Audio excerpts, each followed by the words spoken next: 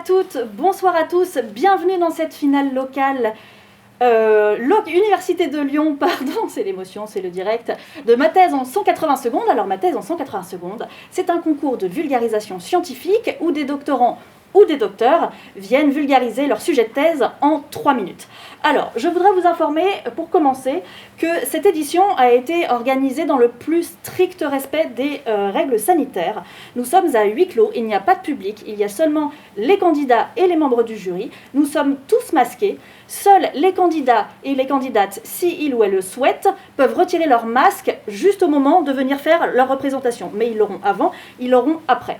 Voilà pour les règles sanitaires. Alors, cette année, il y a 13 candidats et candidates qui viendront se succéder pour nous présenter leur sujet de thèse en 3 minutes.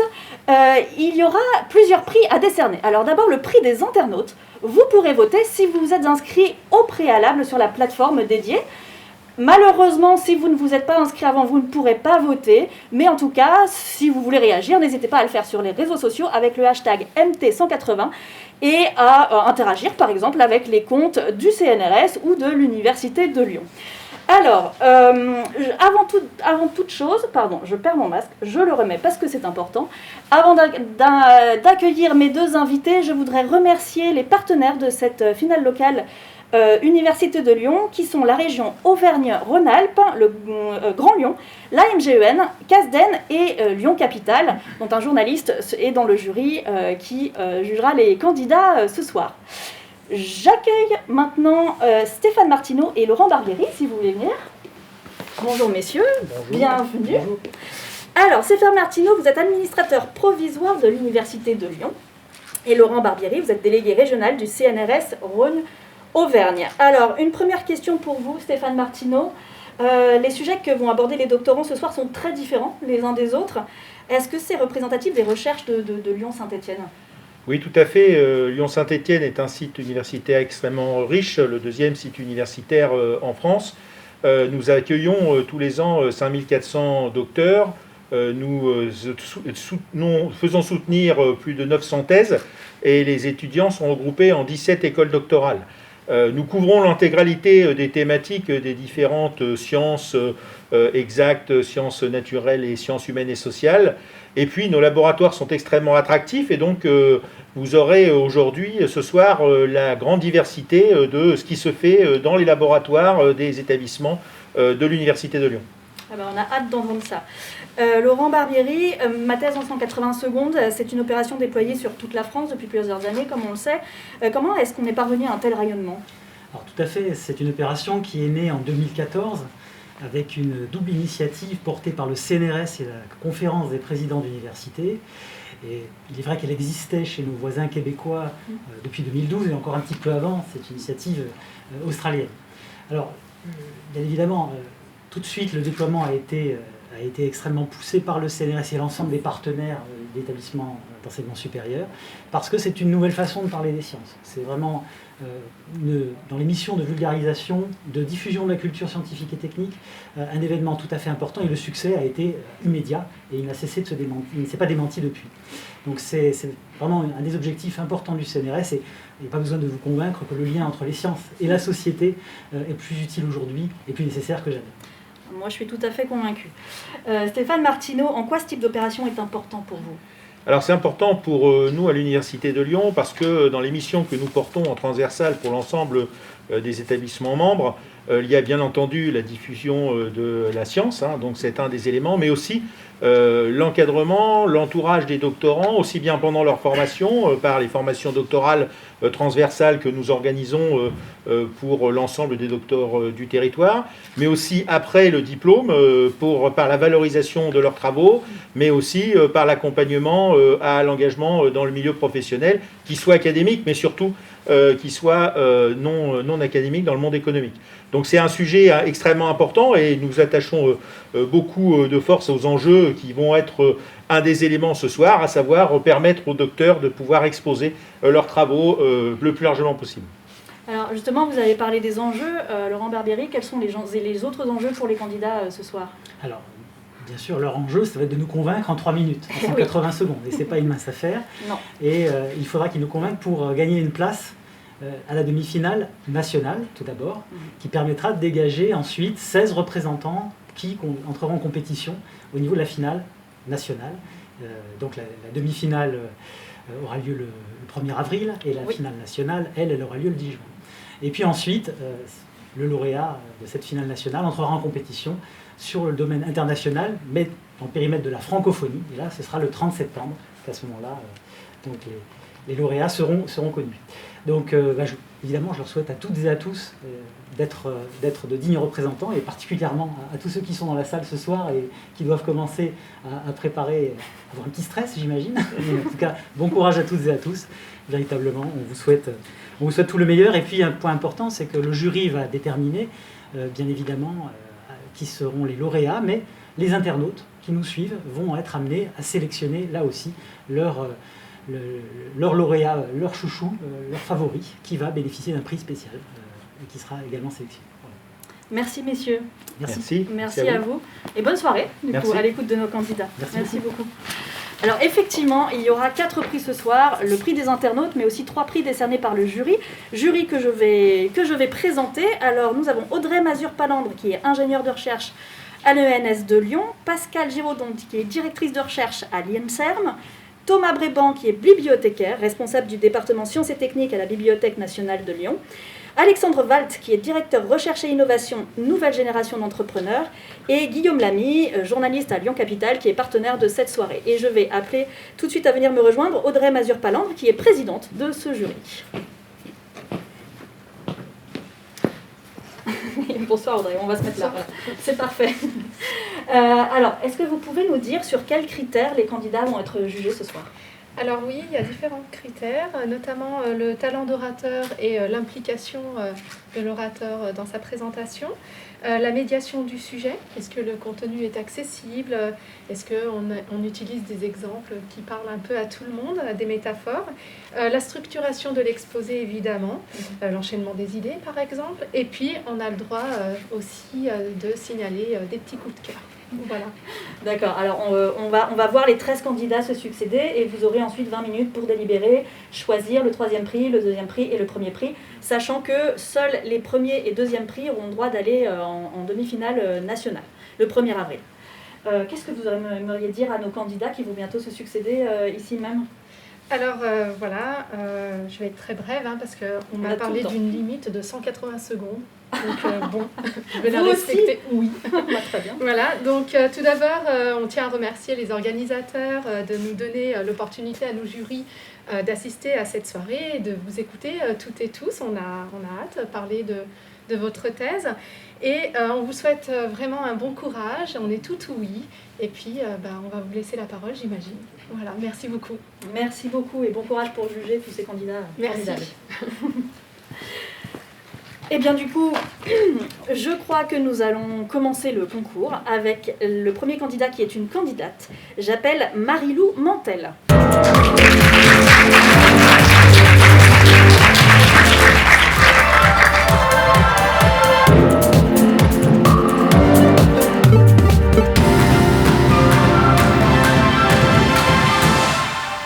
Bonsoir Marie-Lou, bienvenue. Bonsoir. Alors, vous êtes la première candidate de cette édition 2021. Bon courage pour ça. Votre sujet de thèse est intitulé « Variabilité interindividuelle dans l'expérience olfactive, une approche interdisciplinaire ».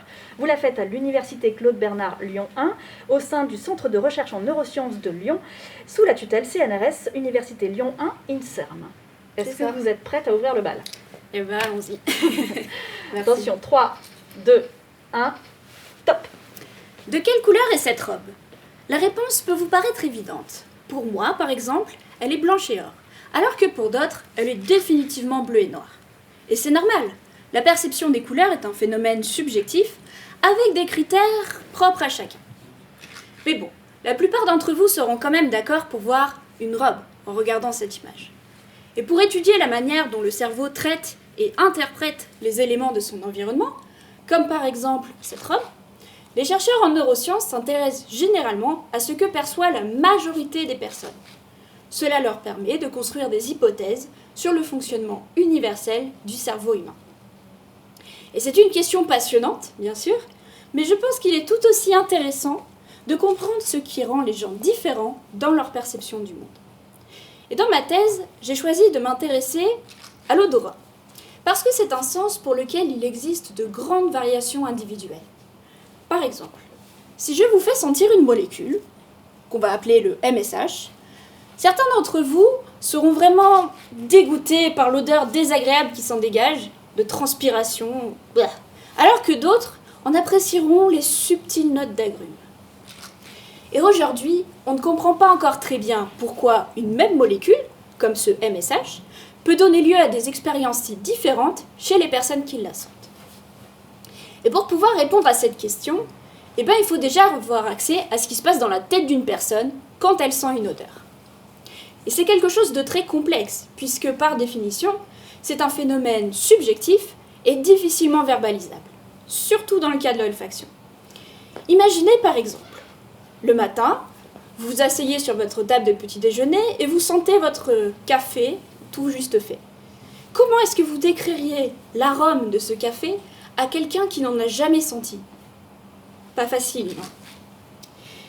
Et cette question de la subjectivité, c'est quelque chose de gênant si on veut avoir une mesure fiable et rigoureuse de la perception olfactive et ainsi de pouvoir l'étudier scientifiquement et expérimentalement. C'est pour ça que dans ma thèse, j'ai mis en place une série d'entretiens simples mais calibrés qui vont permettre d'avoir accès à tout ce qui se passe dans la tête d'une personne quand elle sent une odeur. J'ai ainsi pu recueillir un grand nombre de témoignages dans 2 pays différents et après ça, j'ai pu enregistrer l'activité cérébrale pour certains de ces sujets quand ils sentaient une odeur, ce qui va me permettre de savoir comment se traduisent les différences individuelles au niveau cérébral et, plus généralement, de comprendre la relation complexe entre biologie et notre expérience consciente du monde. Merci beaucoup.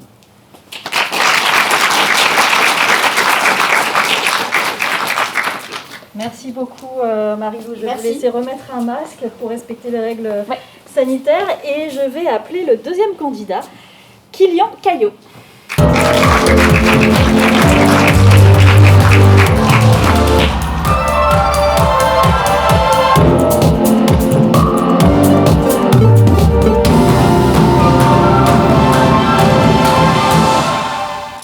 Bonsoir Kylian, bienvenue sur la scène de l'Université de Lyon. Bonsoir. Alors, votre thèse s'intitule « Synthèse et caractérisation de polymères dynamiques glycosylés à effet antibactérien ». J'ai tout bon. Vous la faites à l'Université Claude Bernard Lyon 1 au sein du laboratoire ingénierie et des matériaux polymères sous la tutelle CNRS Université Lyon 1 INSA de Lyon. Est-ce que vous êtes prêts ? Je suis prêt. Très bien. Alors, 3, 2, 1, top. Brigadier, au rapport. Je viens vous raconter l'histoire de la traque d'une tueuse en série. Insaisissable, particulièrement dangereuse si vous êtes faible et isolé, et qui irait même jusqu'à vous agresser à l'hôpital. Son nom, Pseudomonas aeruginosa. Derrière ce nom barbare se cache un monstre sanguinaire qui a sur la conscience, entre autres, la mort de 3/4 des personnes atteintes de mucoviscidose. Cette bactérie fait donc, bien évidemment, partie de nos objectifs prioritaires. Mais comment la coincer ? Depuis longtemps, on y envoie nos unités spéciales, les antibiotiques, pour l'éliminer, mais sans succès. Cela s'explique en partie par le grand dicton des bactéries, ce qui te tue te rend plus fort. C'est alors qu'une idée a germé. Et si au lieu de chercher à la tuer, on la mettait en prison à perpétuité. Alors, je vois venir, mais comment pourrait-on emprisonner une bactérie ? Eh bien, pour le savoir, il faut comprendre comment elles réalisent leurs crimes. Elles n'agissent jamais seules, mais en groupe. Une fois aux côtés de leurs complices, bien au chaud dans un endroit qui leur plaît bien, comme sur la surface des poumons, elles vont se lier entre elles en relarguant un gel collant et en s'y accrochant bien fermement. Puis, lorsque suffisamment de complices sont au point de rendez-vous, la colonie va exploser en envoyant des toxines partout, provoquant bien souvent de graves infections. Pour emprisonner la bactérie, il suffit donc de bloquer ces points d'accroche à ce gel collant avec des menottes microscopiques, pas plus grandes qu'une molécule. Le problème, c'est qu'on ne connaît ni le nombre de mains qu'utilise la bactérie pour s'y accrocher, ni leur taille, ni leur écartement. C'est alors très compliqué de fabriquer des menottes adaptées. Essayez d'imaginer un criminel adulte qu'on essaierait de menotter avec des bracelets d'enfant ou avec une chaîne de 3 mètres de long. Pas très efficace. C'est alors qu'on m'a chargé, moi l'inspecteur chimiste, de fabriquer les menottes parfaites pour pouvoir enfin arrêter cette bactérie. Comment faire? Eh bien je vais simplement lui jeter la figure des bracelets de tous les diamètres, des chaînes de menottes de toutes les tailles, et attendre. Car comme par magie, la bactérie va toute seule et sans se rendre compte assembler les chaînes et les bracelets pour produire les menottes les plus adaptées. Ça vous paraît magique? Bienvenue dans le monde incroyable de la chimie où, avec un peu d'aide, une bactérie peut créer elle-même ce qui la stoppera.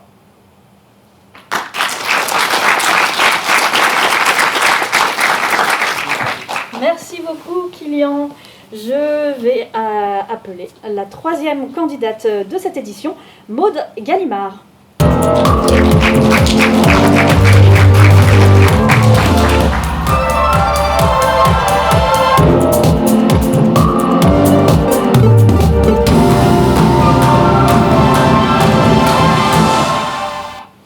Maude, bienvenue. Merci. Et merci parce que votre sujet de thèse est le seul que je comprends, donc j'ai l'air moins bête quand je le lis. Évaluation de l'empreinte carbone d'un projet de recherche académique. C'est limpide déjà. Alors vous la faites à l'ENTPE, au sein du laboratoire Aménagement, Économie, Transport, sous la tutelle du CNRS, de l'Université Lumière de Lyon et de l'ENTPE. Est-ce que vous êtes prête? Oui. Très bien. Alors, 3, 2, 1, top! Vous êtes-vous regardé dans un miroir ce matin? Qu'avez-vous essayé d'y voir? Si vous étiez assez bien habillé pour sortir? Y avez-vous bien observé la manière dont vous travaillez? Moi, c'est ce que je fais. Je travaille sur le travail des autres. Et même mieux, je fais de la recherche sur la recherche. C'est-à-dire que je documente comment les chercheurs travaillent. Vous voyez, je suis ce genre de personne un peu embêtante qui vient évaluer ce que vous faites avec un critère bien choisi et vous dire si vous pourriez faire mieux. Le critère que j'ai retenu s'appelle l'empreinte carbone. C'est la grandeur que l'on utilise pour mesurer notre impact, en tant qu'humain, sur le climat. Elle permet de mesurer la quantité de gaz à effet de serre que l'on rejette dans l'atmosphère lorsqu'on fait une activité. Ces gaz, on les émet soit directement, en général en brûlant des énergies fossiles comme le pétrole, soit indirectement, c'est-à-dire que quelqu'un a brûlé ce pétrole pour nous. L'empreinte carbone prend en compte les émissions directes et indirectes. Ces gaz à effet de serre, dont le célèbre CO2, sont la cause du réchauffement climatique que nous sommes en train de vivre et qui va modifier la vie sur Terre. C'est pour cette raison qu'on s'y intéresse tant. Bon, eh bien moi j'utilise cette grandeur, l'empreinte carbone, pour évaluer l'impact de la recherche sur le climat. C'est un peu comme si j'allais observer les chercheurs dans leur laboratoire et recenser toutes leurs activités professionnelles. Il n'y a alors plus qu'à faire des calculs pour savoir si ces activités participent beaucoup ou peu au réchauffement climatique. Ça, c'est la partie quantification de ma thèse, celle où on compte et on compare. Mais j'aimerais aussi comprendre pourquoi les chercheurs travaillent comme ils travaillent, qu'est-ce qui les y contraint ou les y incite. Et pour ce faire, je vais aller poser des questions aux chercheurs de 2 laboratoires. En fait, je vais leur tendre un miroir et regarder avec eux ce qu'on y voit. Bon, avec ça, on comprend comment les chercheurs travaillent et pourquoi ils travaillent ainsi. Et maintenant, si on regardait aussi sur quoi ils travaillent, quels sont les problèmes qu'ils essayent de résoudre? Et ces travaux de recherche vont-ils bien dans le sens de la vie et du bien-être sur notre planète? Eh bien, c'est une autre ambition de ma thèse. J'aimerais évaluer l'impact sur le climat des résultats des travaux de recherche. En fait, la question qui se cache derrière, c'est pourquoi fait-on de la recherche? Vous voyez, il suffit d'un miroir et nous voilà à nous questionner sur le sens de nos vies. Vertigineux, n'est-ce pas? Eh bien, même si personne ne vient comme moi vous poser un miroir devant les yeux et vous obliger à le regarder, je vous invite à le faire vous-même. à vous poser ces mêmes questions. Cela s'appelle la réflexivité et ça pourrait sauver le monde.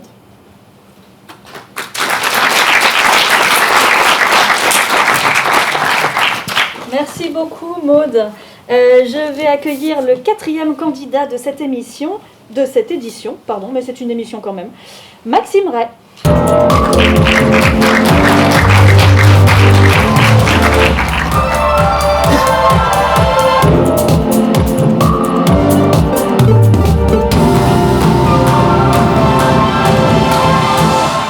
Bonsoir et bienvenue. Bonsoir, Alors merci. vous allez nous emmener assez loin, puisque l'intitulé de votre thèse est « Le milieu circumgalactique, comprendre les échanges entre les galaxies et le milieu intergalactique à l'aide de simulations numériques ».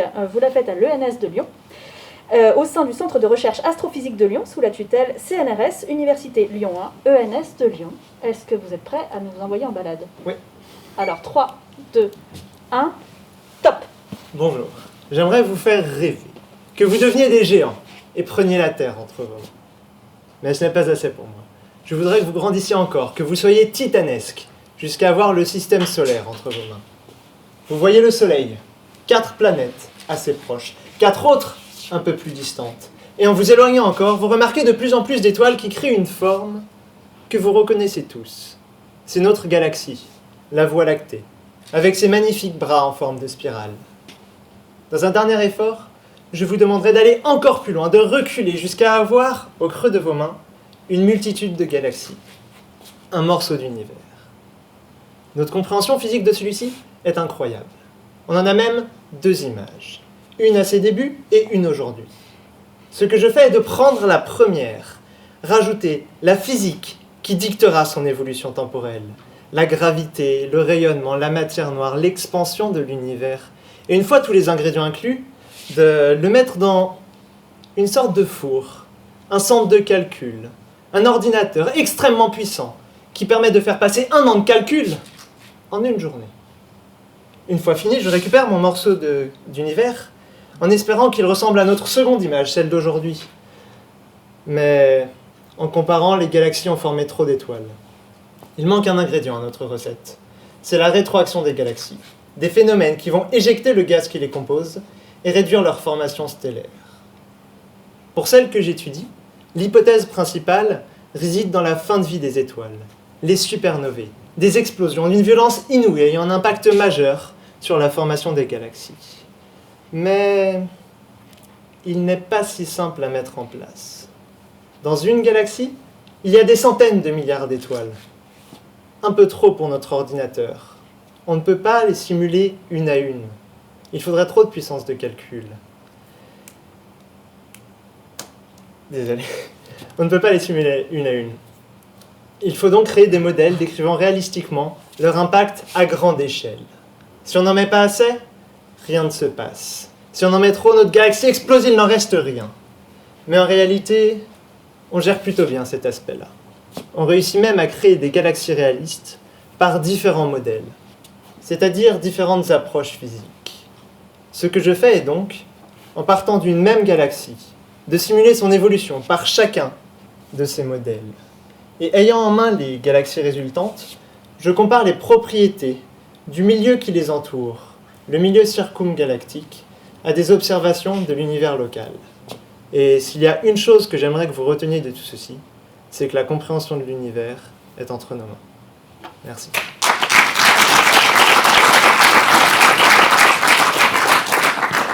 Merci beaucoup Maxime.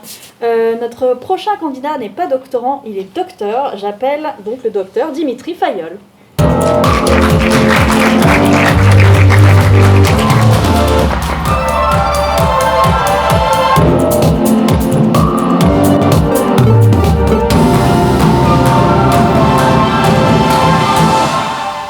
Bonsoir et bienvenue. Bonsoir Florence. Alors, j'ai utilisé votre sujet de thèse pour mes exercices de diction avant de prendre l'antenne. Je vais voir si je vais y arriver. Alors, vous avez travaillé sur la synthèse concomitante de peptides et d'oligonucléotides en présence de lipides et vésicules lipidiques. Wouh! C'est ça. Super. Alors, vous l'avez faite à l'université Claude Bernard Lyon 1, au sein de l'Institut de chimie et biochimie moléculaire et supramoléculaire, sous la tutelle CNRS Université Lyon 1. Est-ce que vous êtes prêts à nous la vulgariser, cette thèse? Je suis prêt. Alors, 3, 2, 1, top! Aujourd'hui, on va parler de la vie. D'abord, qu'est-ce que c'est qu'un être vivant? Ça a l'air d'une question facile, hein. On sait tous qu'un caillou, c'est pas vivant, alors qu'un chien, c'est vivant. Mais c'est pas toujours aussi simple. Prenez un corail, par exemple. Ça ressemble beaucoup à un caillou, et pourtant c'est un être vivant. Alors qu'un chien qui se serait étouffé avec ses croquettes, il ressemble toujours à un chien, mais il est plus du tout vivant. Et puis il y a plein de cas ambigus. Qu'est-ce qu'on fait des virus, de l'intelligence artificielle ou des robots? Moi, la question que je me pose, c'est est-ce que l'on peut fabriquer de la vie en laboratoire? Alors c'est un très vaste chantier qui mobilise plein de chercheurs dans plein de domaines. Moi, je suis chimiste, et j'essaie de comprendre ce qui s'est passé il y a 4 milliards d'années, lorsque des êtres vivants sont apparus sur une planète initialement stérile. Malheureusement, on n'a plus beaucoup de traces de cette époque, mais on essaie de reconstituer ça avec des scénarios plausibles que l'on teste en laboratoire. Mon point de départ, c'est la vie telle qu'on la connaît actuellement, c'est-à-dire des cellules. Alors une vraie cellule, c'est très compliqué, moi d'ailleurs j'ai toujours été nul en biologie, mais heureusement on va étudier un modèle beaucoup plus simple, la cellule des origines, que l'on appelle la protocellule. Pour fabriquer une protocellule, il nous faut au minimum 3 éléments. D'abord, il nous faut de l'ARN. L'ARN, c'est un cousin de l'ADN, et je pense que tout le monde en a entendu parler avec les vaccins et les virus. Il stocke de l'information, c'est lui qui contient les plans de fabrication de la protocellule. Ensuite, il nous faut des peptides. C'est la force de travail de la protocellule, c'est eux qui la construisent et qui la font fonctionner. Et enfin, il nous faut une charpente, la membrane de la protocellule, qui l'enserre et qui la protège de l'extérieur. En effet, seules certaines substances peuvent la traverser. C'est là que mes travaux de thèse interviennent. Alors ça fait une 50aine d'années que l'on sait fabriquer des petits ARN et des petits peptides dans des conditions qui ressemblent à celles de la Terre des origines. Et il y a quelques années, une équipe de recherche a montré que l'on pouvait fabriquer de nouvelles structures avec une partie ARN et une partie peptide liées ensemble dans la même molécule. Ils ont appelé ça des peptido-ARN. Et c'est très important pour nous, parce qu'on a besoin de cette coopération pour faire des protocellules viables. L'objectif de ma thèse, c'était de comprendre comment ces peptido-ARN interagissent avec des membranes de protocellules. Et entre autres, j'ai découvert que certains peptido-ARN pouvaient s'accrocher aux membranes. C'est la première étape pour qu'ensuite ils puissent la traverser et s'intégrer dans la protocellule. Alors peut-être que vous trouvez ça très abstrait, peut-être que vous vous êtes toujours demandé à quoi servait ce type de recherche fondamentale, et c'est pas toujours évident. Alors je vais vous donner un exemple. Il se trouve qu'en pharmaceutique, on étudie beaucoup les membranes des cellules, car certains médicaments doivent les traverser pour être actifs à l'intérieur de la cellule. Il y a par exemple une classe de médicaments antiviraux qui ressemble beaucoup à mes peptido-ARN. En étudiant comment des peptido-ARN s'accrochent à des membranes de protocellules, on peut par extension ouvrir de nouvelles portes à la chimie pharmaceutique. Plus largement, retracer les origines de la vie, c'est aussi mieux comprendre comment fonctionne la vie. Et ça nous concerne tous. Merci.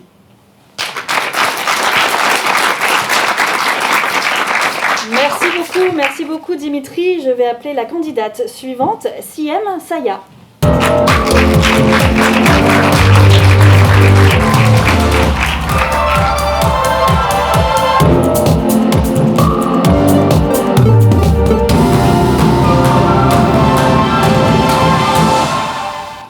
Bonsoir et bienvenue Siem. Bonsoir. Alors vous allez nous emmener loin dans l'espace et dans le temps puisque votre sujet de thèse est caractérisation des défauts ponctuels pour les miroirs haute performance des détecteurs d'ondes gravitationnelles. Vous la faites à l'université Claude Bernard Lyon 1 au sein du laboratoire des matériaux avancés qui est une plateforme nationale de l'Institut de physique des Deux Infinis de Lyon sous la tutelle CNRS Université Claude Bernard Lyon 1. Est-ce que vous êtes prête? Oui. Vous êtes sûre? Oui, c'est bon. Ok, très bien. Alors, 3, 2, 1, top. Miroir, oh mon beau miroir, dis-moi qui est la plus belle. Des miroirs pour se voir? Non. Des miroirs pour entendre les chuchotements de l'espace-temps? Oui. Eh bien, miroir, racontez-nous les histoires de l'univers. Attention, ils ne vous raconteront pas les contes de Grimm ou de la rue Broca, mais valideront les théories d'Einstein et l'histoire de l'univers. Les sons, transmis par l'espace-temps, voyagent à la vitesse de la lumière. Alors, observer loin nous informe sur le passé. Ainsi, plus on entend loin, plus on entend les événements survenus tôt dans l'histoire du cosmos. Les miroirs sur lesquels je travaille ne pourront pas vous dire si vous êtes la plus belle ou le plus beau. Non, car ces miroirs réfléchissent seulement dans l'infrarouge une lumière invisible, contrairement à vos miroirs de salle de bain. En revanche, Une fois installés dans le détecteur géant, situé à Pise en Italie, les miroirs détectent des signaux qui parcourent l'univers sur plusieurs millions d'années-lumière avant de nous parvenir. Imaginez l'espace-temps comme un océan et des vagues. Vous y êtes ? Il est immense et peuplé d'objets massifs. Quelque part, au fin fond de cet océan se produisent de magnifiques spectacles de danse, les valses cosmiques. À chaque fin de valse, entre deux trous noirs, une union cosmique se produit, déclenchant alors une secousse de l'espace-temps. Cette secousse est une vague imperceptible qui va se propager jusqu'à nos miroirs. La forme de cette vague est extrêmement précieuse pour les astrophysiciens. Et pour permettre la détection, il faut que ces miroirs soient le plus parfait possible. La moindre imperfection du miroir crée de la lumière diffusée. Cette lumière diffusée est alors perdue et on cherche à la réduire pour gagner en sensibilité. Si les miroirs sont moins sensibles, ils ont moins d'histoires à raconter. C'est là que j'interviens. Le but de ma thèse est d'étudier leur tête. Plus précisément, j'étudie deux phénomènes, les défauts des miroirs et la lumière diffusée par ces défauts. Au laboratoire, on dépose à l'aide d'une machine unique une fine couche de matériaux sur des blocs de verre ultra purs, ce qui donne au miroir sa réflectivité quasi parfaite. Pour ma thèse, on produit de nombreux échantillons tests avec des paramètres de dépôt différents que je caractérise. Ce sont des bébés miroirs. Ils sont plus faciles à manipuler que leurs parents qui pèsent 40 kg. Pour la partie diffusion, je crée des simulations pour prédire l'interaction de ces défauts avec la lumière. Je suis docteur. Enfin non. Bientôt, je soigne les miroirs, mais pour bien les soigner, j'examine les défauts afin de connaître leur origine et identifier les paramètres qui entrent en jeu dans leur formation. Connaître l'origine des défauts permettra d'améliorer la qualité des futurs miroirs, d'entendre encore plus loin dans les abysses de l'océan cosmique et mieux connaître les sources émettrices de ces tangos de trous noirs mortels. Enfin, pour conclure, on peut dire que les miroirs sont comme les humains, ce sont leurs défauts qui les rendent intéressants.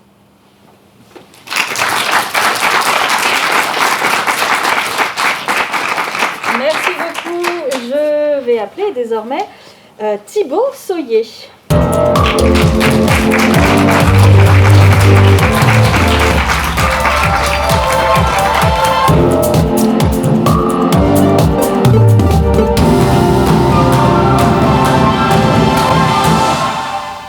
Thibaut, bonsoir et bienvenue. Merci. Alors, votre thèse s'intitule « Mise au point d'une structure de protection face arrière contre les attaques physiques sur puces et microsystèmes sécurisés ». Vous la faites aux Mines Saint-Étienne, au sein du LTI 3D, sous la tutelle CEA Leti.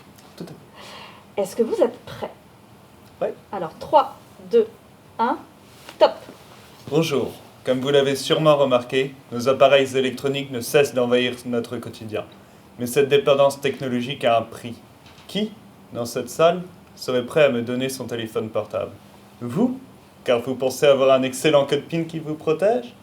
Et si je vous disais qu'on peut accéder au contenu de votre téléphone, non pas par piratage informatique, mais en agissant physiquement sur les composants qu'il renferme? Inquiétant, non? Pour vous expliquer ce nouveau mode d'action, je vais utiliser une analogie que j'aime tout particulièrement. Comparer nos composants électroniques à notre cerveau. Alors, comment un pirate va-t-il acquérir votre précieuse mémoire? Plusieurs options s'offrent à lui. Il peut utiliser un électroencéphalogramme. Mais si, vous savez, cet appareil qui permet de mesurer l'activité électrique du cerveau grâce à la pose de sonde, on en déduit beaucoup de choses, notamment les mensonges. Et de fil en aiguille, on peut en déduire vos petits secrets, mais ce n'est pas simple. Une autre solution, beaucoup plus directe, serait de vous opérer et de soumettre vos neurones à des situations extrêmes afin de générer un lapsus révélateur. Comment se protéger? Eh bien, la nature est plutôt bien faite. Elle offre deux solutions. Une barrière physique, la boîte crânienne, et un détecteur, les nerfs, dans un signal d'alerte et la douleur. Mais il ne vous protège pas de la pose de sonde, ni de l'opération sous anesthésie. Alors, que faire? C'est à cette question que je cherche à répondre au cours de ma thèse, du moins du point de vue microélectronique. Alors, déconstruisons ensemble l'analogie pas à pas. Nous développons actuellement un boîtier sécurisé qui viendrait surprotéger notre composant électronique à la manière d'une cotte de maille qui protégerait votre cerveau. Dans ce composant, il y a le fameux code PIN stocké dans des transistors qui sont analogues à nos neurones. Ce boîtier sécurisé aura deux fonctions. La première, empêcher, coûte que coûte, la pose de sonde, et la seconde, empêcher l'accès aux composants. Et c'est là que j'interviens. en déployant sur le composant un réseau de capteurs dispersés de manière similaire à nos nerfs. Ils sont disposés de manière si dense qu'aucune prise de contact est possible. De plus, chacun de ces capteurs envoie en permanence un unique message d'origine magnétique à ses voisins, dont le contenu dépend lui-même des messages qu'il reçoit. C'est une sorte d'équilibre.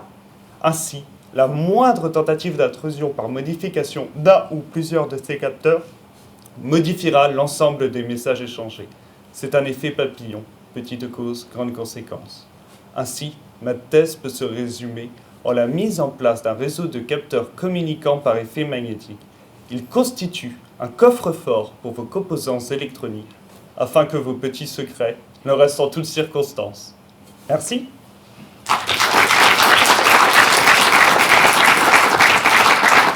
Merci beaucoup Thibaut, et nous sommes déjà à mi-chemin de cette édition Ma thèse en 180 secondes 2021, puisque nous avons entendu 7 candidats et candidates sur 13. Je vais donc vous les résumer en quelques mots. Alors, nous avons eu Marie-Lou Mantel qui nous a parlé d'odorat, ensuite Kilian Caillot qui est venu nous parler de bactéries, Maude Gallimard de l'empreinte carbone des chercheurs, Maxime Ray de Galaxie, Dimitri Fayol des origines de la vie, Siem Saya des miroirs pour l'astronomie et Thibaut Soyer que l'on vient de voir de Pirates de la mémoire. Je vais désormais accueillir le 8e candidat qui s'appelle Éric Sergent.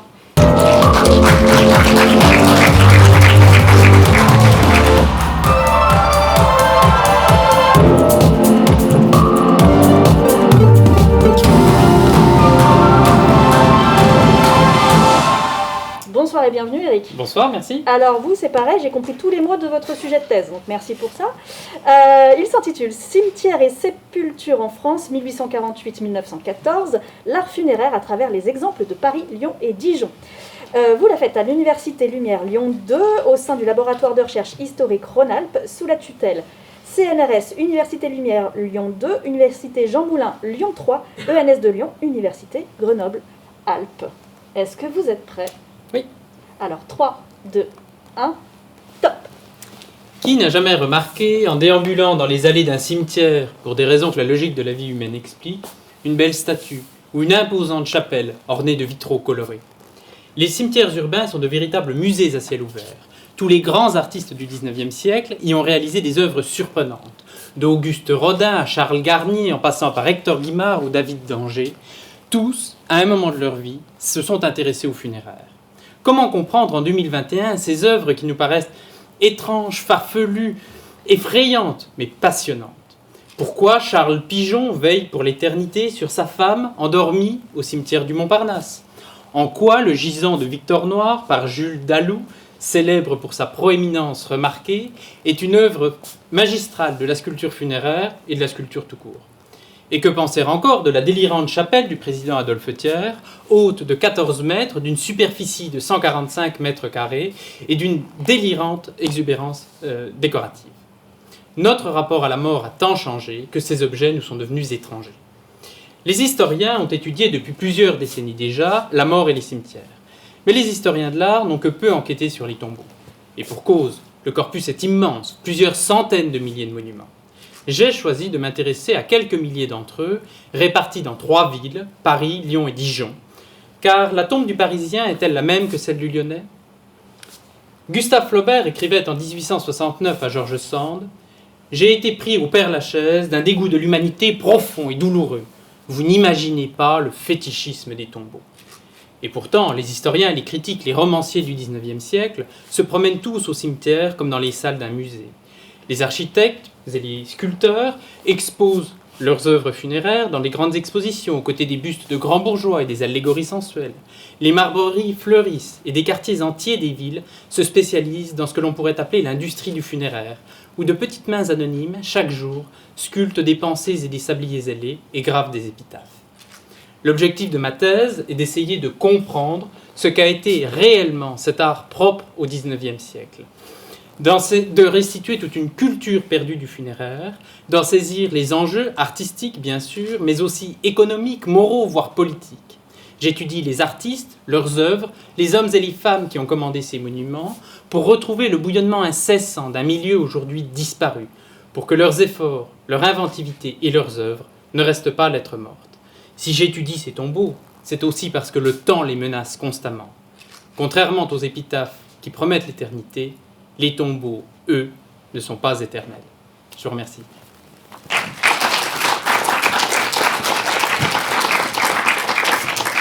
Merci beaucoup Eric. Alors avant d'appeler la 9e candidate, je vous rappelle que vous pouvez réagir sur les réseaux sociaux avec le hashtag MT180 et interagir avec les comptes du CNRS et de l'Université de Lyon. J'accueille désormais Laurence Havet.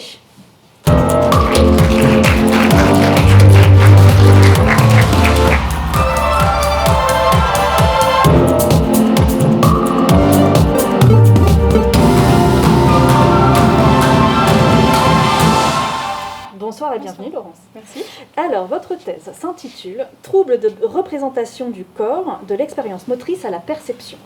Vous la faites à l'Université Claude Bernard Lyon 1, au sein du Centre de recherche en neurosciences de Lyon, sous la tutelle CNRS Université Lyon 1, INSERM, IRBA. Est-ce que vous êtes prête? Oui. Alors, 3, 2, 1, top! Est-ce que vous aimez les tours de magie? Celui du coffre coupé en deux avec d'un côté la tête de l'assistante et les pieds de l'autre. Vous êtes de ceux qui s'émerveillent? Moi, je fais partie des curieux qui cherchent absolument à repérer le truc. À tel point que j'en ai fait le sujet de ma thèse. Je cherche à percer les secrets du plus grand illusionniste de tous les temps, j'ai nommé le cerveau. Plus précisément, je m'intéresse à la façon dont le cerveau construit les représentations du corps. Vous me suivez? Pour faire ce geste, par exemple, votre cerveau a mis en œuvre des processus cognitifs qui vous permettent d'être conscient que le geste que vous effectuez est le fruit de votre intention. Ça s'appelle l'agentivité. Et que la main qui le réalise, qui est au bout de votre bras, est bel et bien votre main. Ça s'appelle l'appartenance. Le cerveau est un magicien. Savez-vous qu'il est capable de vous faire croire que vous avez 3 bras, ou bien, abracadabra, de le faire disparaître? Fascinant, me direz-vous. Pas pour ceux qui le vivent au quotidien. Je peux vous parler des personnes qui, après un accident vasculaire cérébral, se retrouvent du jour au lendemain avec un bras qu'ils ne reconnaissent pas, qui ne leur appartient plus. Ou bien, à l'inverse, des personnes amputées d'un bras qui continuent à le sentir, parfois même des douleurs insurmontables, alors que leur bras n'est plus là. C'est le membre fantôme. Dans mon laboratoire, je cherche à prendre le cerveau à son propre jeu. En modifiant les perceptions, je tente de voir comment il s'adapte. Un magicien ne révèle jamais ses secrets, mais je vais quand même vous expliquer une des illusions que j'utilise. Je place une main en caoutchouc sur une table bien en évidence. Si je touche cette main en caoutchouc et votre main placée sous cette table simultanément, au bout de quelques instants, votre cerveau vous fera croire que cette main en caoutchouc est la vôtre. À tel point que si j'approche une aiguille de cette main en caoutchouc, vous aurez le réflexe de la retirer. Les applications sont tout à fait concrètes. Comprendre les dysfonctionnements du cerveau, c'est améliorer la prise en charge de la douleur, c'est améliorer les techniques de rééducation de la motricité et lutter contre le handicap. L'écrivain Richard Bach disait « Rien n'est miraculeux. Si l'on apprend ce que c'est le magicien, alors il n'y a plus de magie. » Alors, le secret du coffre avec les 2 assistantes est bien connu. Mais ce coffre-là, le cerveau, recèle encore bien des secrets. Alors, ouvrez grand les yeux, le spectacle continue.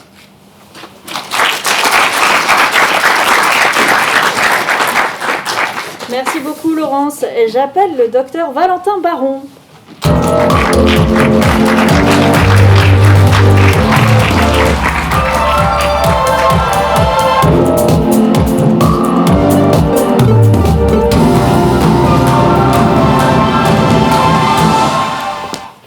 Bonsoir et bienvenue Valentin. Bonsoir. Alors votre sujet de thèse s'intitulait « Méthode d'identification de sources acoustiques paramétriques par mesure d'antenne ».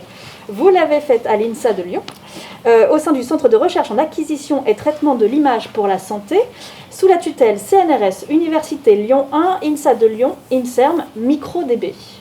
Est-ce que vous êtes prêt à nous la vulgariser? Je suis prêt. Alors 3, 2, 1, top! Bonjour.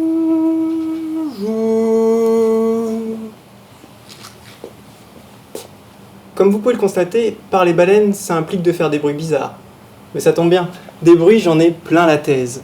Vous savez tous que les baleines utilisent leur voix pour discuter, se déplacer ou encore chasser. Mais depuis quelques années, des machines grattent les fonds marins pour récupérer des minerais. Et gratter, ça fait du bruit. Les baleines en sont toutes chamboulées. Or, l'objectif de ma thèse, c'est de décrire des sources de bruit. Dans les fonds marins, ce sont ces machines. Et dans les airs, ce sont les drones qui peuvent inquiéter les centrales nucléaires. La description de ces sources commence par leur localisation. J'utilise pour cela une antenne composée de plusieurs dizaines de microphones, un peu comme une tête, mais avec plein d'oreilles. Elle écoute son environnement sonore, et lorsqu'elle entend un son, l'ordre dans lequel il est détecté par les différents microphones me permet de déterminer d'où il vient. Pour les machines au fond de l'eau, je calcule ensuite leur niveau sonore, pour en déduire à quel point elles gênent les baleines aux alentours, et pouvoir dire que là, vraiment, c'est assez. Mais pour les drones, le niveau n'est pas important. Ce qui compte, c'est leur identification. C'est-à-dire pouvoir affirmer que c'est bien un drone qui s'approche. Mais comment s'en assurer ? La réponse, c'est l'intelligence artificielle. Bon, plus particulièrement, l'apprentissage supervisé. Et le plus simple pour vous l'expliquer, c'est que vous testiez par vous-même. La première étape, c'est l'apprentissage. Votre mission, trouver comment séparer différents sons en 2 groupes grâce à quelques exemples. Premier groupe, les oiseaux. Deuxième groupe, les drones.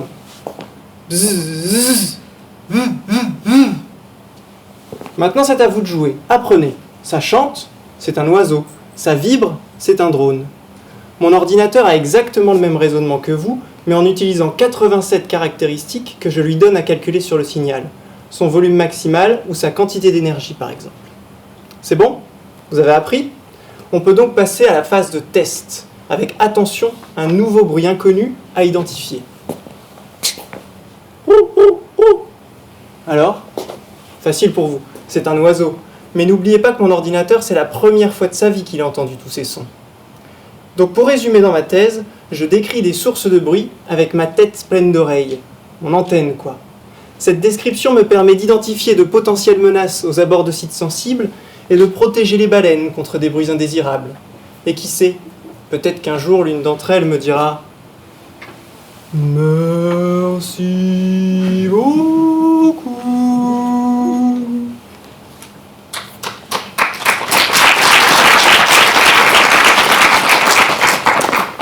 Merci beaucoup Valentin. Merci, mais je ne sais pas parler baleine couramment moi, alors je ne vais pas me lancer là-dedans. J'appelle la prochaine candidate qui s'appelle Laura Bon.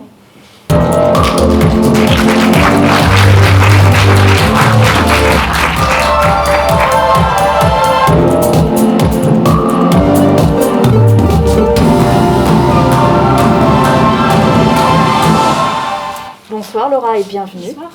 Alors, votre sujet de thèse s'intitule « Impact de la remédiation cognitive sur la prise de décision en contexte social et l'activité cérébrale dans la schizophrénie ».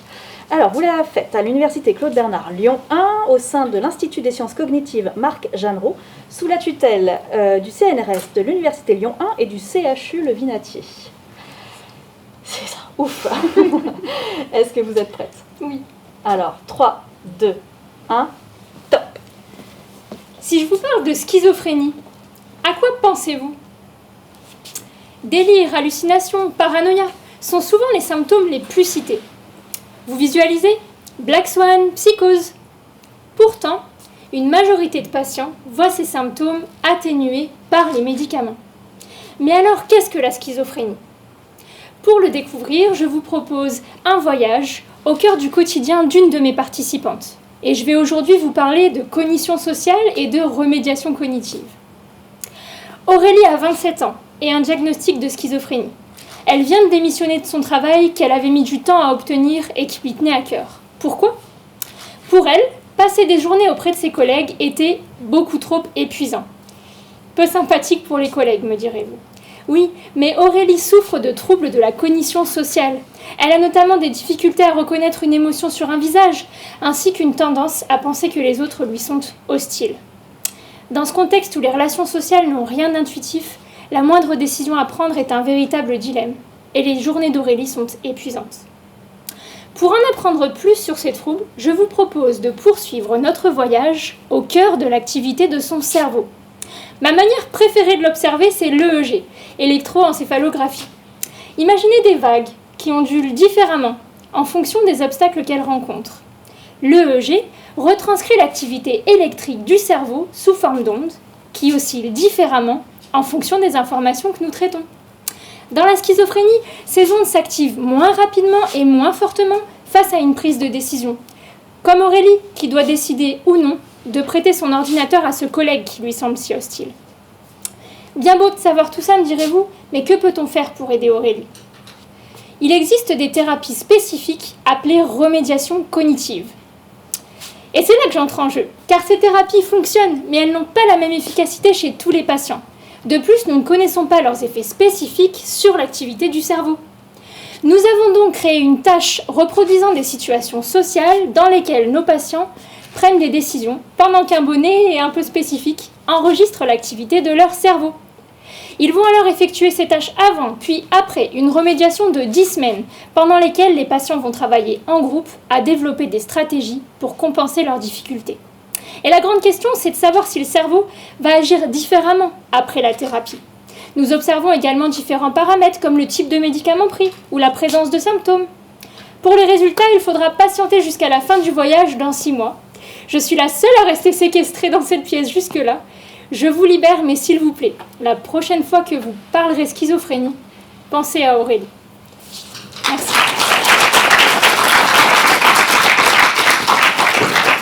Merci beaucoup Laura, et on a donc une pensée pour Aurélie. C'est bientôt la fin de ce concours. Je vais appeler l'avant-dernier candidat qui s'appelle Maxime Di Folco.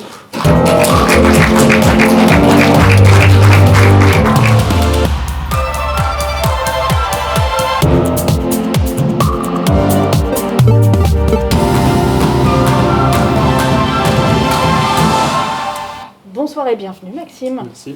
Alors votre sujet de thèse s'intitule « Apprentissage statistique des interactions entre formes et déformations cardiaques ». Vous la faites à l'INSA de Lyon, au sein du Centre de recherche en acquisition et traitement de l'image pour la santé, sous la tutelle CNRS, Université Lyon 1, INSA de Lyon, INSERM. Est-ce que vous êtes prêts ? Oui. Alors 3, 2, 1, top. Vous êtes à table avec des amis, tout en respectant les gestes barrières bien sûr. Et 2 d'entre eux parlent d'une histoire que vous ne connaissez pas. Le problème, c'est que leurs versions de leur histoire sont un peu différentes. Ne voulant alors vexer personne en cherchant le menteur, vous cherchez à comprendre le lien entre les 2 versions de l'histoire pour savoir ce qui s'est vraiment passé. Comprendre le lien entre 2 versions d'une histoire, c'est ce que je fais dans ma thèse. Mais je ne m'intéresse non pas à l'histoire de vos amis, ni à l'histoire de mes amis, mais à l'un de nos organes, le cœur. La première version que j'étudie, c'est sa forme. La forme du cœur, c'est lorsqu'il n'est pas contracté, entre 2 battements. La seconde version, c'est la déformation cardiaque. C'est l'évolution de cette forme au cours d'un battement. Et comme 2 versions d'une histoire, ils sont liés. Comment ? Prenons par exemple un ressort. Si on le déforme en tirant dessus, il va s'étirer, changeant ainsi sa forme. La déformation a agi sur la forme. Maintenant, si au départ le ressort est beaucoup plus gros et qu'on applique la même déformation, la forme ne sera pas modifiée de la même manière.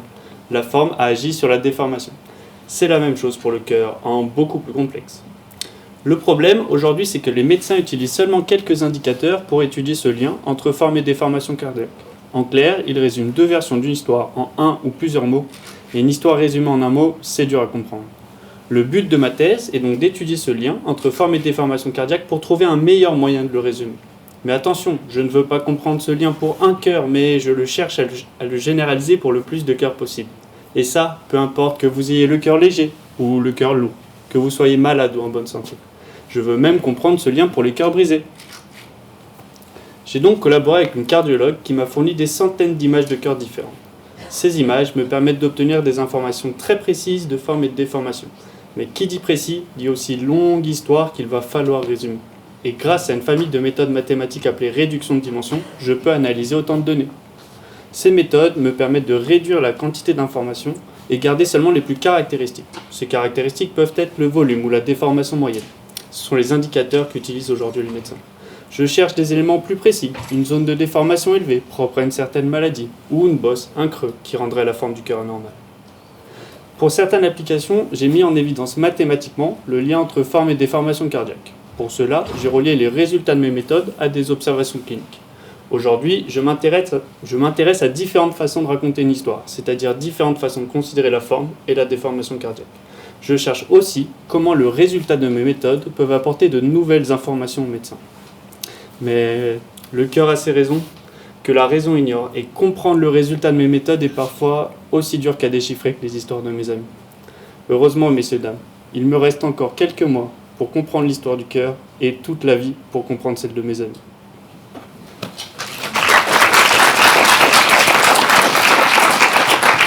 Merci beaucoup Maxime, et c'est désormais le dernier candidat qui va venir se présenter pour nous vulgariser sa thèse. Il s'appelle Arsène Chemin.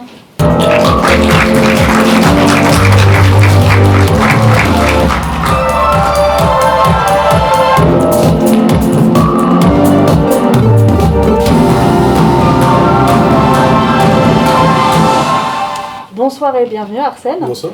Alors, votre sujet de thèse, je l'aime beaucoup parce qu'on la dirait tout droit tiré de Star Wars. Ouais. Alors, phénomène de nucléation dans les plasmas générés par ablation laser. Je trouve ça très cool. Vous la faites à l'université Claude Bernard Lyon 1, au sein Institut Lumière Matière, sous la tutelle CNRS, Université Lyon 1. Est-ce que vous êtes prêts à fermer le concours? Allons-y. 3, 2, 1, top. Connaissez-vous la nébuleuse du Crabe? Il s'agit d'un immense nuage interstellaire créé par l'explosion d'une étoile. Cette supernova fut si puissante qu'elle fut observée au XIe siècle par les Chinois. Et depuis ce jour, on peut observer à sa place ce merveilleux nuage multicolore au milieu de l'espace. Ce nuage est en réalité constitué d'un gaz d'atomes et d'électrons extrêmement chaud, plusieurs dizaines de milliers de degrés. C'est ce que l'on appelle un plasma. Alors bien évidemment, je ne parle ici ni de plasma sanguin, ni de télévision, mais bien d'un quatrième état de la matière, au même titre que les solides, les liquides ou les gaz. Dans ce plasma, les atomes se heurtent en permanence, et parfois seulement, se lient pour former des molécules. Ces molécules deviennent de plus en plus grosses, forment des poussières, des grains, des cailloux, des rochers, des planètes. Notre planète. Et nous. Oui, toi. Car au final, nous ne sommes que poussière, mais poussière d'étoiles. Tout ce qui nous entoure est né de ce phénomène que l'on appelle la nucléation. Et c'est ce phénomène que j'étudie durant ma thèse. Alors, dans mon laboratoire, je ne regarde pas les étoiles. Caché dans l'obscurité d'une cave, j'étudie ce phénomène en détruisant des objets avec un laser. Alors c'est vrai que, dit comme ça me donne un petit peu l'impression d'être Goldfinger. Vous savez, quand il essaye de découper James Bond avec son laser. Eh bien en réalité, c'est pas si loin. Mon laser est si puissant qu'il va être capable de créer une micro-explosion et un plasma de quelques millimètres. Une sorte de mini-supernova, si vous voulez. Alors rassurez-vous, je ne tire que sur de l'aluminium, enfin ou presque. Quand ce plasma va refroidir, les atomes vont se lier entre eux pour former ce que l'on appelle des nanoparticules. Ce sont de tout petits cristaux invisibles à l'œil nu, mais sortes de nanoplanètes à moi, si vous voulez, pas plus grosses qu'une bactérie. Or, ces nanoparticules peuvent être extrêmement utiles. Nous savons en fabriquer qui sont capables d'inhiber les agents chimiques présents dans les armes de guerre. Si nous comprenons comment elles se forment, nous pourrions en fabriquer de toutes sortes. Alors, pour essayer de les voir se former, j'éclaire le plasma avec un deuxième laser dont je peux faire varier la couleur. Chaque molécule va absorber certaines couleurs et en émettre d'autres. C'est ce que l'on appelle la fluorescence, exactement comme dans les lampes. Or, les couleurs absorbées et émises sont propres à chacune des molécules, comme une empreinte digitale. Et comme un détective, je vais chercher à comprendre quelles molécules apparaissent au cours du temps. Alors bien évidemment, nous sommes encore très très loin de tout comprendre à ce phénomène qu'est la nucléation. Mais comme le disait Oscar Wilde, il faut toujours viser la Lune. Car même en cas d'échec, on atterrit dans les étoiles.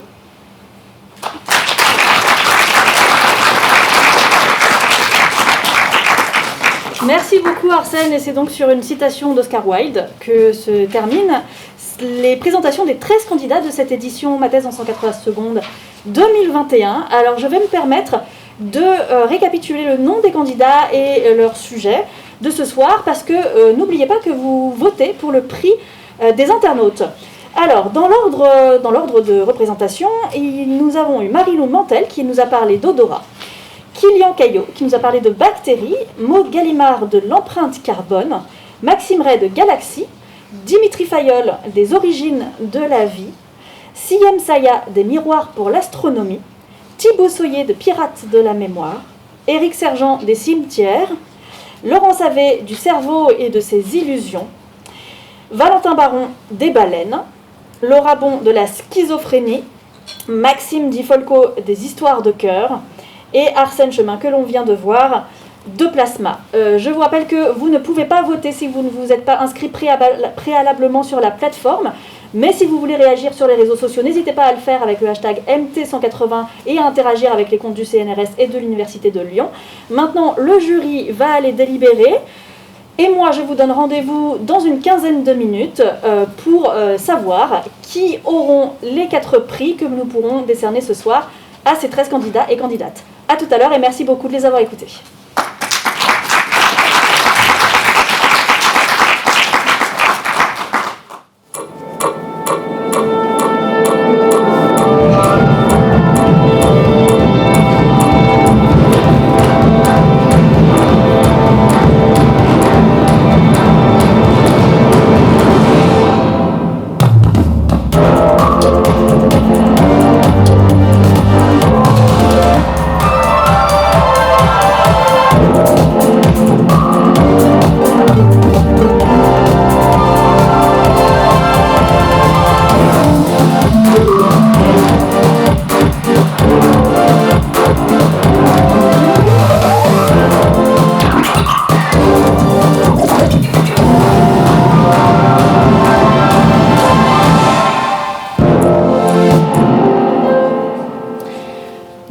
De retour pour la remise des prix de cette édition de ma thèse en 180 secondes, édition 2021. Nous avons vu 13 candidats et candidates ce soir. Alors merci beaucoup d'avoir été aussi nombreux à nous suivre. Vous avez été 300 à regarder la cérémonie de ce soir. Vous avez été 210 à voter pour le prix des internautes et vous avez été assez actifs sur les réseaux sociaux. Vous avez notamment loué l'éloquence et les capacités de vulgarisation de tous les candidats et les candidates et je suis assez d'accord, ils ont été formidables ce soir. Notamment Yanis qui a dit, alors ça c'est un message pour les candidats et les candidates, vous allez tous valider votre thèse, j'espère les amis, on l'espère bien, d'ailleurs il y en a 2 qui les ont déjà validés. Alors, sans plus attendre, je vais donner le nom du gagnant ou de la gagnante du prix des internautes. Alors, le gagnant ou la gagnante du prix des internautes de l'édition 2021 est Valentin Baron.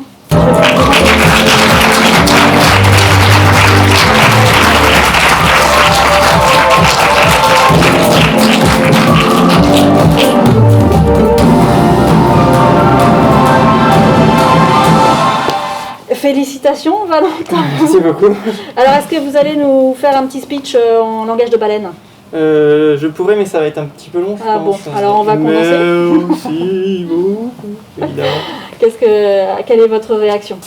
Déjà, je suis très fier que mes parents aient réussi à trouver le bouton cliquer pour voter.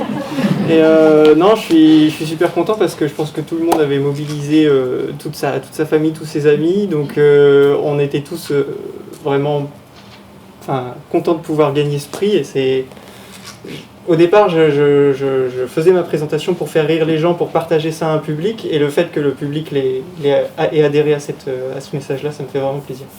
Merci à vous, félicitations, et vous aurez droit à une remise de diplôme qu'on ne va pas se donner là pour éviter les transmissions de virus, n'est-ce pas ?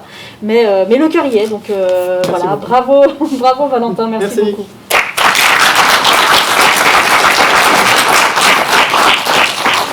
Alors pour remettre les 3 prix du jury, je vais appeler sa présidente, Audrey Mazur-Palandre.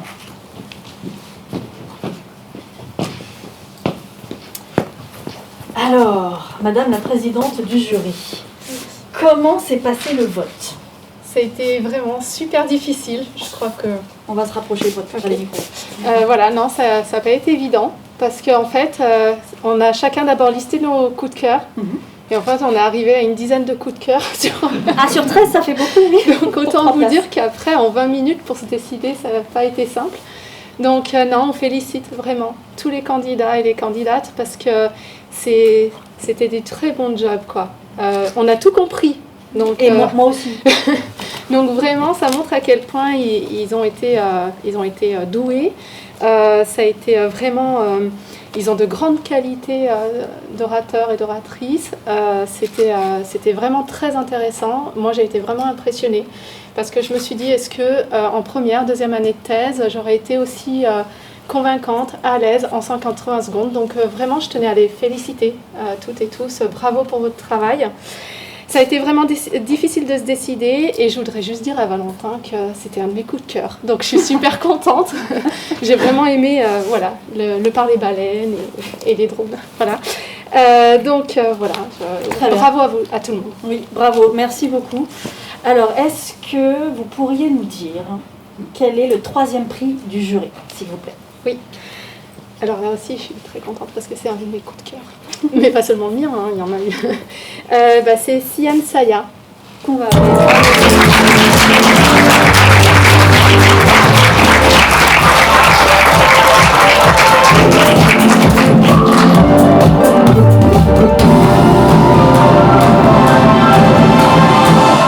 Félicitations Siem pour Merci. ce 3e prix du jury. Quelle est votre réaction? Je suis très contente d'avoir le 3e prix et que le jury ait apprécié ma présentation. C'était vraiment très intéressant. On a beaucoup aimé. Vous avez allié science et poésie. Cette histoire de vague nous a tout de suite porté. Et encore une fois, l'exposé était vraiment très clair. On a bien compris les miroirs et votre travail de thèse. Donc bravo. Merci. Merci beaucoup. Merci Siem. Voilà.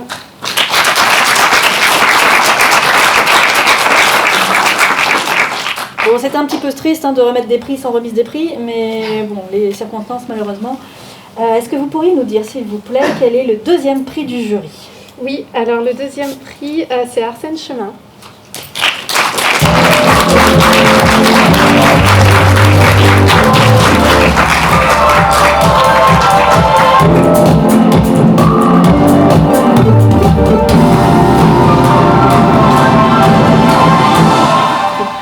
Félicitations pour votre 2e prix qui vous envoie en finale, enfin en demi-finale nationale, le 1er avril.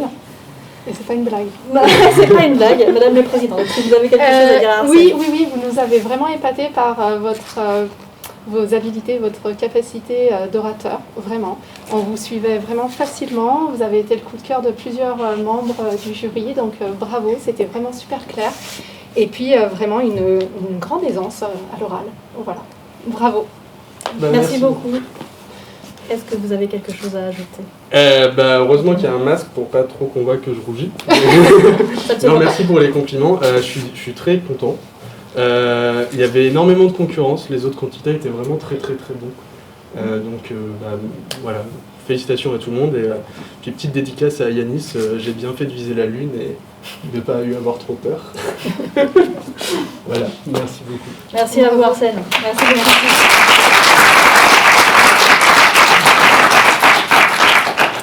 Et le moment décisif. Autre candidat ou autre candidate qui ira également en demi-finale nationale le 1er avril. Est-ce que vous pouvez nous dire, s'il vous plaît, quel est le premier prix du jury de cette édition 2021? Eh bien oui, je vais vous le dire.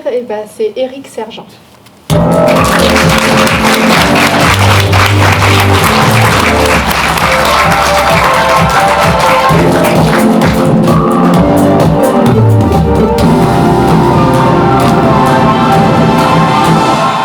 Félicitations, Éric.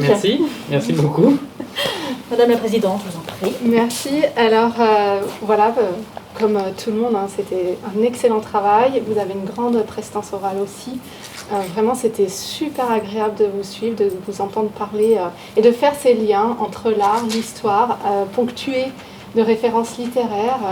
Vous nous avez bluffé. Je pense que plusieurs membres du jury se sont positionnés comme coup de cœur. Donc vraiment bravo. Et puis on espère que nos 2 candidats vont bien nous représenter le 1er avril. C'est sûr, c'est sûr. Est-ce que vous avez une réaction? D'abord, merci beaucoup au jury. Merci pour toutes ces remarques. Et je suis évidemment très content et très fier de représenter mon université, mon laboratoire et puis aussi les sciences humaines et sociales. Merci. Merci beaucoup Eric. Merci et félicitations.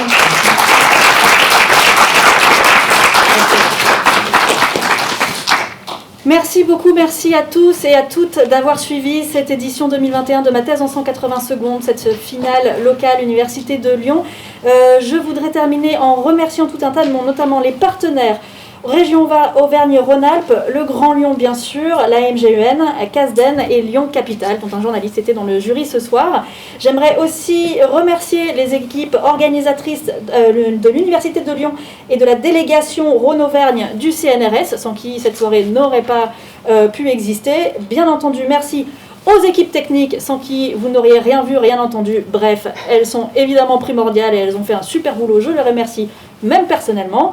Et je remercie également tous les candidats et les candidates qui m'ont appris des tas de choses et je repartirai chez moi avec la tête pleine d'informations, pleine de science. Et merci de m'avoir fait rêver, de m'avoir fait rire, de m'avoir émerveillé, de m'avoir diverti. Merci à tous. À l'année prochaine pour une nouvelle finale locale de ma thèse en 180 secondes. À très vite.